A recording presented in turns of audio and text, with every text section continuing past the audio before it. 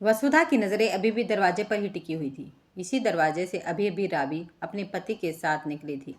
पीली साड़ी, सादगी से भरा हुआ चूड़ा, माथे पर बिंदिया, मांग में सिंदूर, हाथों में भरी भरी चूड़ियाँ, कुल मिलाकर संपूर्ण भारतीय नारी की छवि को साकार करती रावी बहुत ही खूबसूरत लग रही थी। गोद में लिए नन्हे बच्चे ने एक स्त्री को माँ के रूप में परिवर्तित कर कितना गरिमामय बना दिया है। वसुधा ने अपना सिर कुर्सी पर टिका आराम की मुद्रा में आंखें बंद कर ली। उनकी आंखों में 3-4 साल पहले की वे दिन चलचित्र की भांति घूम रहे थे, जब रावी के मम्मी पापा उसे काउंसलिंग के लिए वसुधा के पास लाए थे। वसुधा सरकारी हॉस्पिटल में मनोवैज्ञानिक है, साथ ही सोशल काउंसलर भी। हॉस्पिटल के व्यस्त लम्हों में से कुछ पल निकाल कर वे सोशल काउंसलिंग करती है। अवसाद से घिरे और ज़िंदगी से हारे हताश निराश लोगों को अंधेरे से बाहर निकालकर उन्हें फिर से ज़िंदगी के रंगों में परिचित करवाना चाहती है। उनका एकमात्र उद्देश्य है। रावी को 3-4 साल पहले वसुधा के हॉस्पिटल में भर्ती करवाया गया था। छत के पंखे से लटक कर आत्महत्या की कोशिश की थी उसने, मगर वक्त रहते उसकी माँ ने देख लिया और उसे तुरंत हॉस्पिटल लाया गया। समय पर चिकित्सा सुविधा मिलने से रावी को बचा लिया गया था, मगर वसुधा पहली ही नज़र में भाप गई थी कि उसके शरीर से भी ज़्यादा उसका मन आहत और जख्मी है। वसुधा ने हकीकत जानने के लिए रावी की माँ शांति से बात की।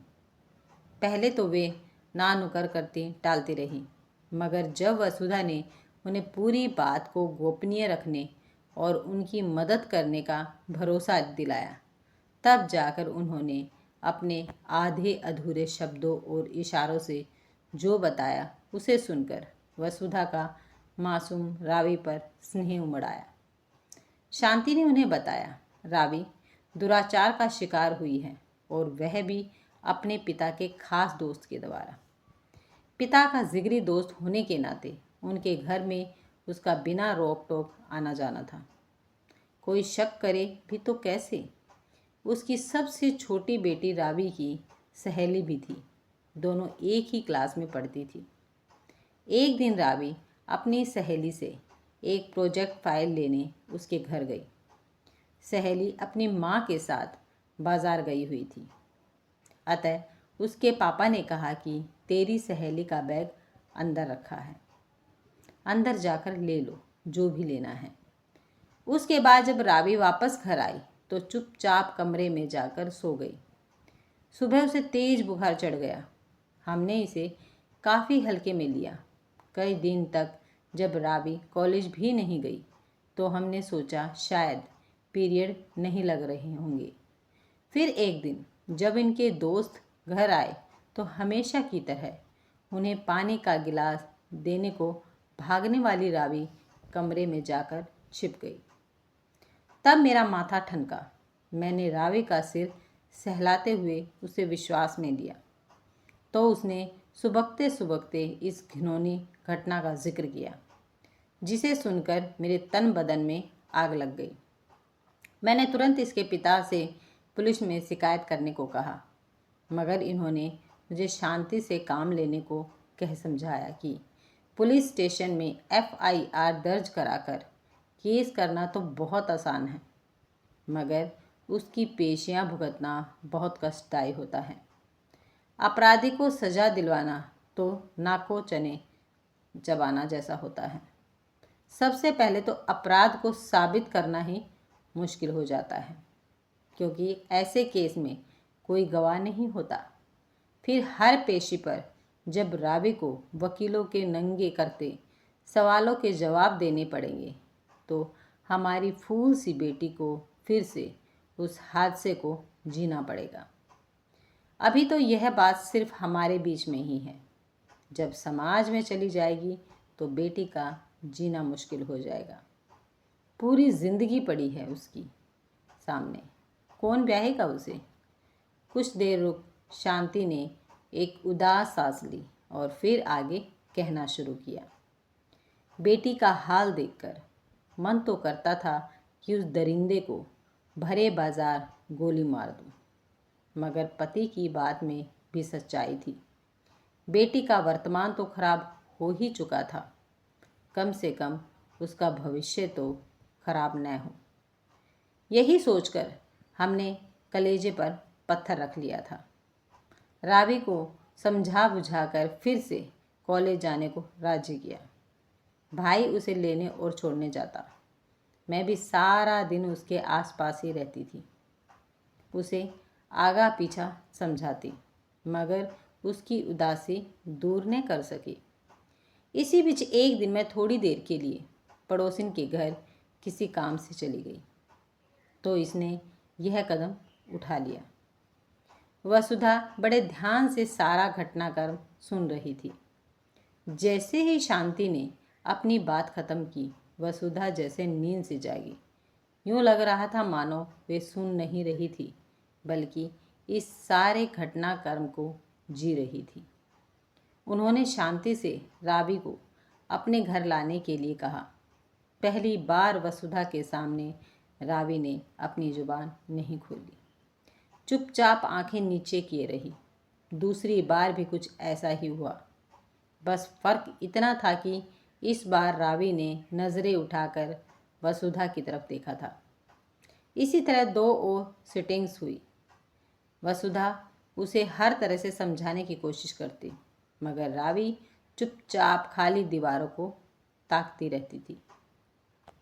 एक दिन रावी ने बहुत ही ठहरे हुए शब्दों से वसुधा से कहा, बहुत आसान होता है सब कुछ भूलकर आगे बढ़ना और जीने की सलाह देना, मगर जो मेरे साथ घटित हुआ है वह मिट्टी पर लिखा वाक्य नहीं है जिसे पानी की लहरों से मिटा दिया जाए। आप समझ ही नहीं सकती उस दर्द को जो मैंने भोगा है। जब दर्द देने वाला कोई अपना ही हो तो तन से भी ज़्यादा मन लहूलुहान होता है। और फिर वह फपक पड़ी। वसुधा उसे सीने से लगाकर मन ही मन बुदबुदाई कि यह दर्द मुझसे बेहतर और कौन समझ सकता है मेरी बच्ची। रावी ने आश्चर्य से वसुधा की ओर देखा। उनकी छलकी आंखें देखकर वह अपना रोना भूल गई। वसुधा उसकी बाह थामकर उसे 20 वर्ष पहले की यादों की गलियों में ले गई थी। स्कूल के अंतिम वर्ष में फेयरवेल पार्टी से लौटते वक्त रात अधिक हो गई थी। मैं और मेरी सहेली रूपा दोनों परेशान सी ऑटो की राह देख रही थी।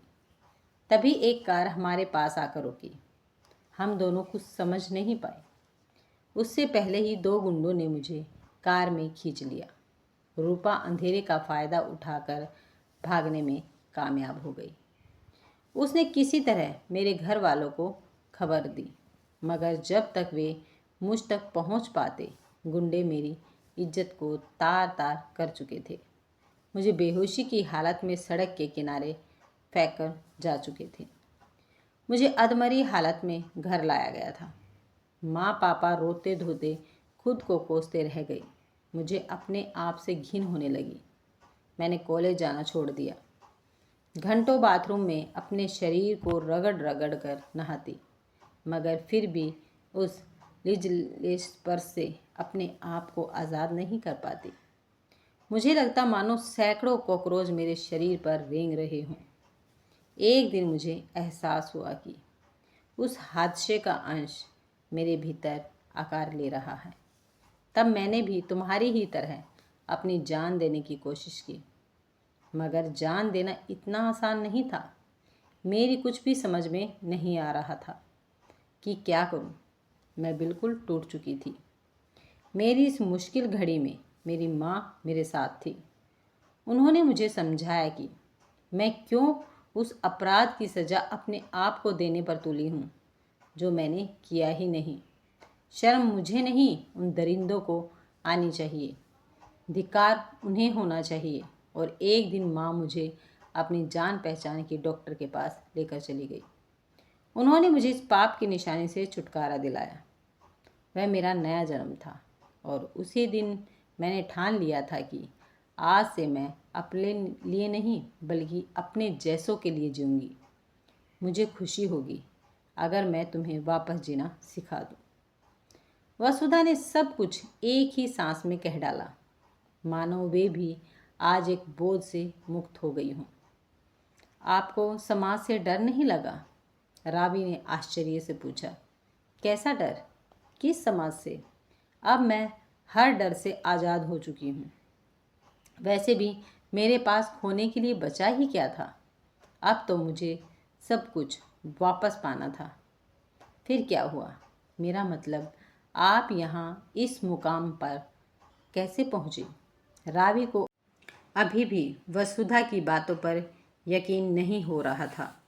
उस हादसे को भूलने के लिए मैंने वह शहर छोड़ दिया। आगे की पढ़ाई मैंने हॉस्टल में रहकर पूरी की। अब बस मेरा एकमात्र लक्ष्य था मनोविज्ञान में मास्टर डिग्री हासिल करना, ताकि मैं इंसान के मन के भीतर की उस तह तक पहुंच सकूं, जहां वह अपने सारे अवसाद, राज और विकार छिपा कर रखता है। मैंने अपनी कमज़ोरी को अपनी ताकत बनाकर अपनी लड़ाई लड़ी और उस पर विजय पाई। थोड़ी देर रुककर वसुधा ने रावी के कंधे पर हाथ रखते हुए कहना जारी रखा, बेटा, हमें यह जीवन कुदरत ने जीने के लिए दिया है। किसी और के कर्मों की सज़ा हम अपने आप को क्यों दें? तुम्हें भी बहादुरी से अपनी लड़ाई लड़नी है। अभी तुम्हारी उम्र ही क्या है। तुम अपनी पढ़ाई पूरी करो और हाँ, अपने बच्चे के नामकरण पर मुझे ज़रूर बुलाना। वसुधा ने रावी के चेहरे पर मुस्कान लाने की पूरी कोशिश की। आपने शादी क्यों नहीं की? रावी ने यह जलता प्रश्न उछाला तो इस बार उसकी लपटें वसुधा के आंचल तक जा पहुंची।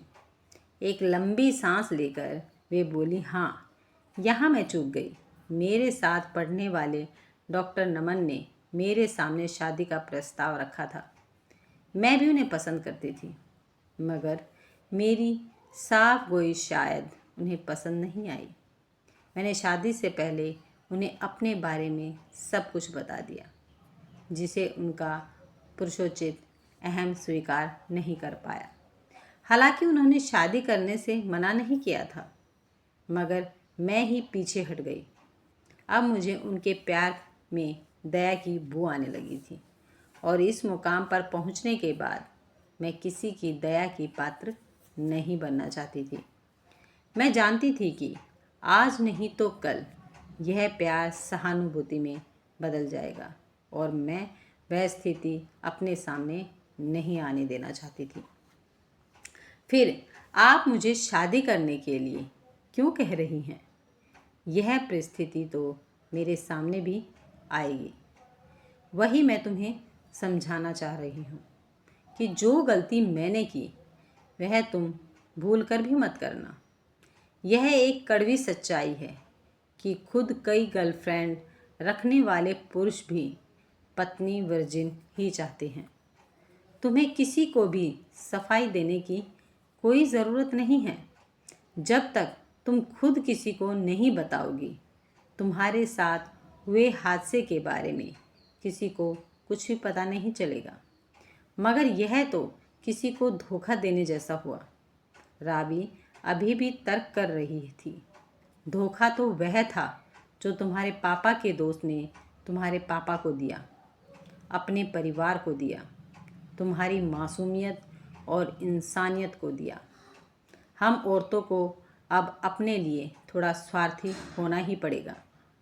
जीवन के इंद्रधनुष में 8वां रंग हमें खुद भरना होगा। अच्छा, एक बात बताओ, तुम्हारा वह तथाकथित अंकल बिना किसी को कुछ बताए समाज में शान से रह रहा है ना? फिर तुम क्यों नहीं? अगर सोने पर कीचड़ लग जाए तो भी उसकी शुद्धता में रत्ती भर भी फर्क नहीं आता। तुम्हें भी इस हादसे को एक बुरा सपना मानकर भूलना होगा। कह वसुधा ने उसे सोचने के लिए छोड़ दिया। अगर अंकल ने मुझे ब्लैकमेल करने की कोशिश की तो? रावी ने अपनी शंका जाहिर की। वह ऐसा नहीं करेगा, क्योंकि ऐसा करने पर खुद उसकी पहचान भी तो उजागर होगी और फिर कोई भी व्यक्ति अपने परिवार और समाज के सामने जलील नहीं होना चाहेगा। वसुधा ने अपने अनुभव के आधार पर कहा। बात रावी की समझ में आ गई थी। वह पूरे आत्मविश्वास के साथ उठकर वसुधा के चैम्बर से निकल गई। उसके कॉलेज के लास्ट ईयर की फाइनल एग्ज़ाम का टाइम टेबल आ चुका था। उसने मन लगाकर परीक्षा दी और प्रथम श्रेणी से पास हुई।